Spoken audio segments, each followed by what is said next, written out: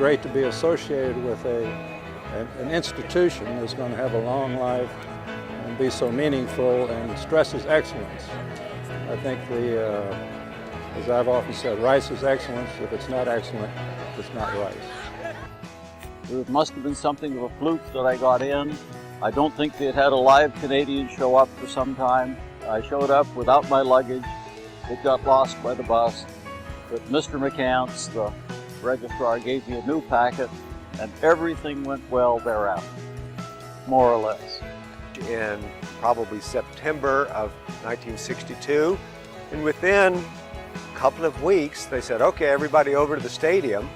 And so we all went there, and President Kennedy showed up, said, and within this decade, we're going to go to the moon. I said, wow, that's pretty neat. So all of us, just freshmen, we left the place. Wonder who they're going to bring in next week. We were very good friends. We were like symbiotic twins for about 6 months or 8 months or something. If people said, where's DJ? They asked Keith. If people said, where's Keith? They asked me. We've been best friends ever since. And so we ended up both marrying fellow Rice people, and now we live 10 minutes apart, and we're still amazing friends, and it all started here. I couldn't do life without Margaret. I don't know what I'd do if she wasn't in my life. So thank you, Rice. It was, I don't know, middle of the afternoon, and I was off to use a borrowed car because obviously I didn't have my own. And I looked up, and there was this pair of eyes walking toward me, and they were just fantastic. I never saw anything like it before. And she doesn't remember the event in any way, shape, or form. We stayed up studying late one night, and it's actually 24 years ago tonight. It was our first kiss right over there, Will Rice. And then this is what happens 24 years later. Be careful who you stay up studying with, and go else.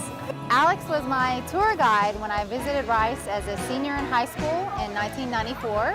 We've been married 13 and a half years. We stayed together for a couple of years, long distance, while I was in law school. But let me recharacterize the story a little bit so that it doesn't sound so bad. I was a volunteer campus tour guide, 19 years old, so I wasn't the way older guy. One of the teachers, Dr. Haskell in the history department, actually met with my husband and I today. He had retired 2 years ago, but he walked over to campus just to meet with us. We spent an hour and a half with him today. American history scholar, I so admired him.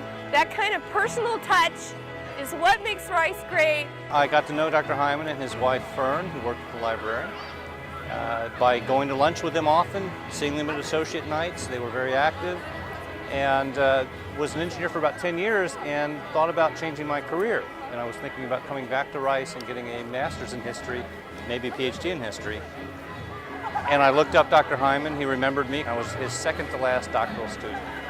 He was a very important part of my life and an important part of the college, an important part of the university for a lot of years. So many people end up changing from calling Rice just a place where they go to school to their home because of the people.